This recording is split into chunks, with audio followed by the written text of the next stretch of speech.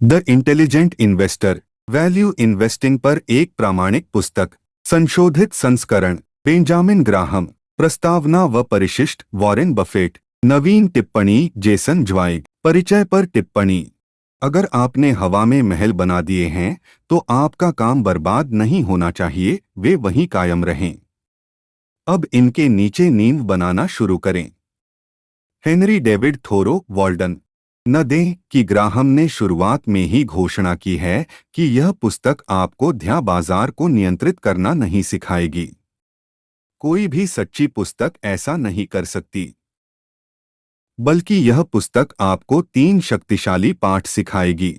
आप भरपाई न हो सकने योग्य नुकसान से कैसे बच सकते हैं।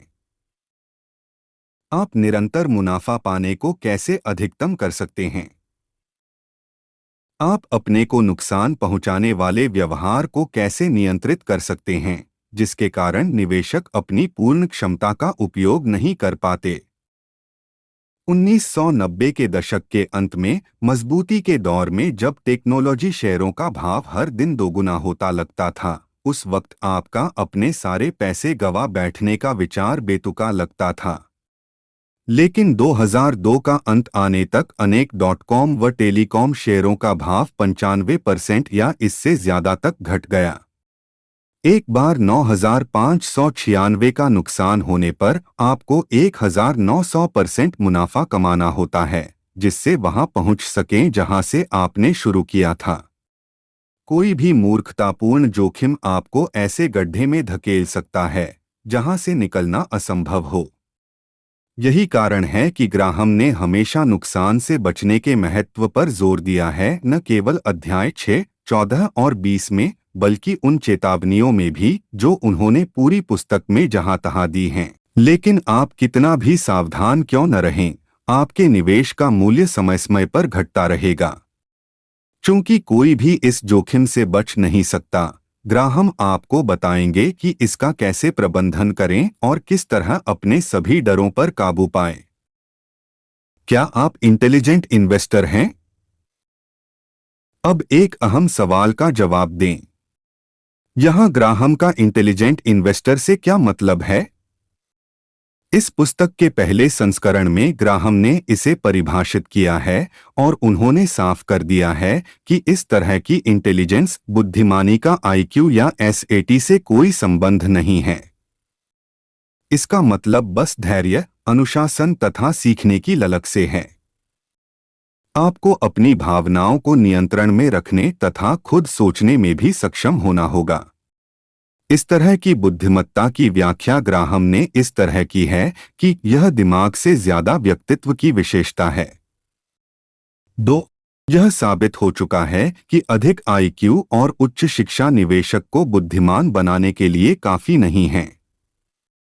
1998 में hedge fund long term capital management LP को गणितज्ञों, कंप्यूटर वैज्ञानिकों और 2 नोबेल पुरस्कार विजेता अर्थशास्त्रियों की बटालियन चलाती थी। उन्होंने कुछ ही हफ्तों में बांड बाजार के वापस सामान्य हो जाने के बड़े दाव में $2 बिलियन गंवा दिए, लेकिन बांड बाजार लगातार ज्यादा से ज्यादा असामान्य होता गया और LTCM ने इतना अधिक धन उधार ले लिया कि इसके सिमटने से वैश्विक वित्तीय व्यवस्था को भी उलट पलट दिया। बहुत पहले 1720 के वसंत में सर आइजैक न्यूटन ने साउथ सी कंपनी के शेयर खरीदे, जो इंग्लैंड में सबसे लोकप्रिय शेयर थे।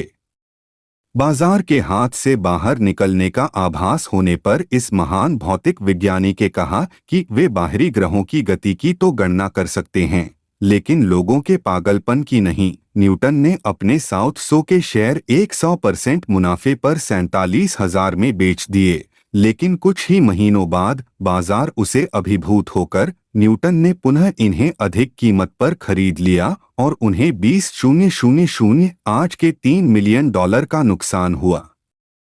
बाकी की भारी जी उन्होंने किसी को भी उनके सामने साउथ सी का नाम भी लेने से मना कर दिया। जहां तक हम बुद्धिमानी की बात करें तो सर आइजैक न्यूटन अब तक हुए सबसे बुद्धिमान व्यक्तियों में से एक थे। फिर भी ग्राहम के हिसाब से न्यूटन इंटेलिजेंट इन्वेस्टर होने से कोसों दूर थे। भीड़ की गर्जना का असर उन्होंने अपने फैसले पर पड़ने दिया। ऐसा करके दुनिया के सबसे महान वैज्ञानिक मूर्खों जैसा काम कर बैठे। संक्षेप में कहें तो अगर आप अब तक निवेश में विफल रहे हैं तो इसलिए नहीं कि आप बेवकूफ हैं, बल्कि इसलिए कि आप भी सर आइजैक न्यूटन की तरह वैसा भावनात्मक अनुशासन विकसित नहीं कर पाए हैं जैसा निवेश में सफलता के लिए होना चाहिए। अध्याय 8 में ग्राहम बताते हैं कि किस तरह आप अपनी भावनाओं को नियंत्रण में रखते हुए और बाजार के स्तर की तर्कहीनता के अधीन होने से इनकार करते हुए अपनी बुद्धिमानी बढ़ा सकते हैं। यहाँ आप इस सबक में माहिर हो जाएंगे कि इंटेलिजेंट इन्वेस्टर बनने के लिए दिमाग से ज्यादा व्यक्तित्व महत्व रखता है। आपदा का इतिहास। तो आइए अब बीते समय में हुए कुछ प्रमुख वित्तीय घटनाक्रमों पर नजर डालते हैं।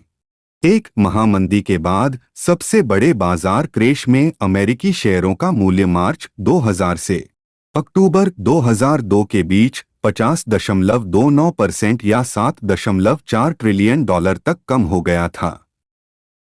1990 के दशक में सबसे लोकप्रिय कंपनियां जिनके शेयरों के भाव में जबरदस्त गिरावट आई थी उनमें एओएल, सिस्को, जेडीएस, यूनिफेस, ल्यूसेंट और क्वेलकॉम प्लस शामिल थीं। इसके साथ ही सैकड़ों इंटरनेट कंपनियों के शेयरों को भी भारी नुकसान पहुंचा था।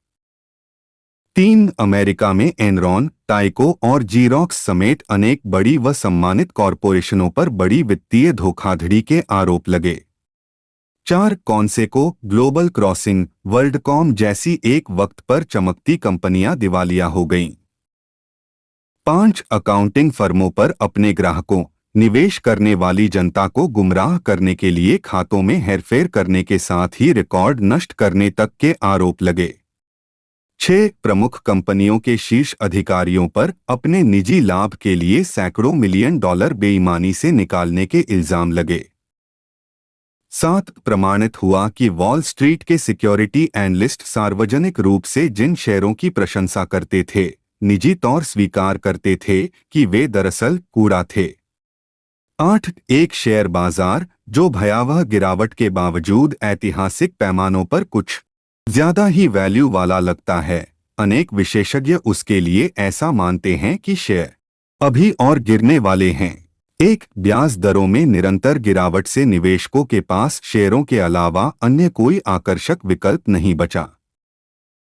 10 निवेश का वातावरण वैश्विक आतंकवाद और मध्य पूर्व में युद्ध के अप्रत्याशित खतरे से भरा हुआ था।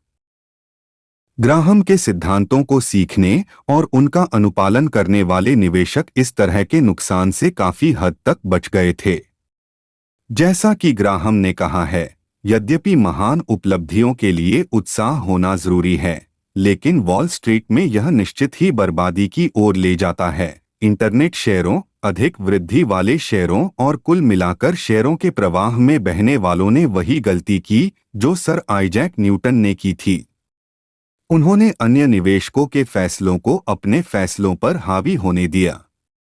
उन्होंने ग्राहम की उस चेतावनी को अनदेखा किया जिसमें उन्होंने कहा है कि वास्तव में भयावह नुकसान हमेशा तभी होते हैं जब खरीदार यह पूछना भूल जाए कि कितनी कमाई होगी, और सबसे दुखद कि वे अपना आत्मनियंत्रण तब खो देते हैं जब उन्हें उसकी सबसे ज्यादा जरूरत होती है। इन लोगों ने ग्राहम के दावे की पुष्टि की है कि निवेशक की मुख्य समस्या और यहां तक कि उसका सबसे बड़ा दुश्मन वह स्वयं होता है।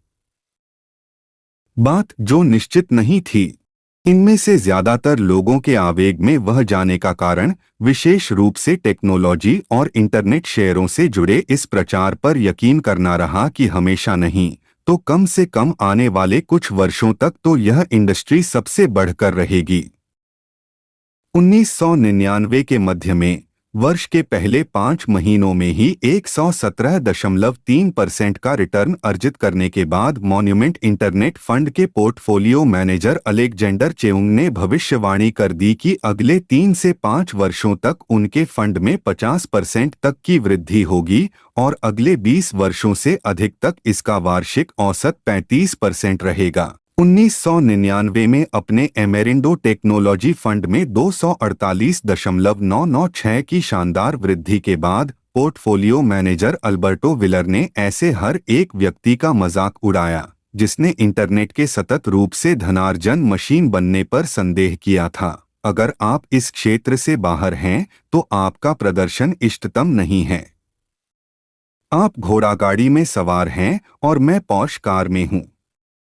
अगर आपको 10 गुना तरक्की नहीं करनी तो कहीं और निवेश करें।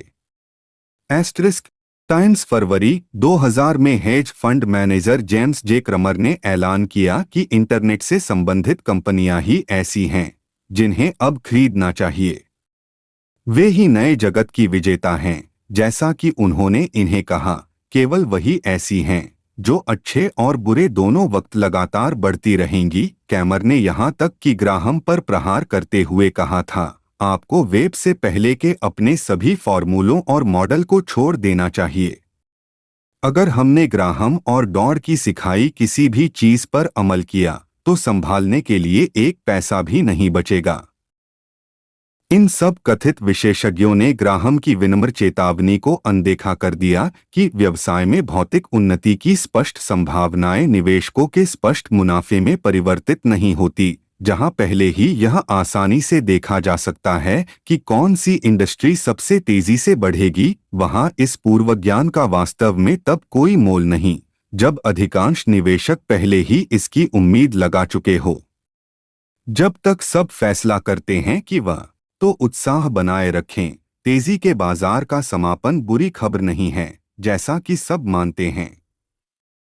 शेयरों के भाव गिरने के शुक्रगुजार रहें। अब यह संपत्ति निर्माण का ज्यादा सुरक्षित और समझदारी भरा वक्त है। यह पुस्तक पढ़े और ग्राहम आपको दिखाएंगे कि यह कैसे करना है।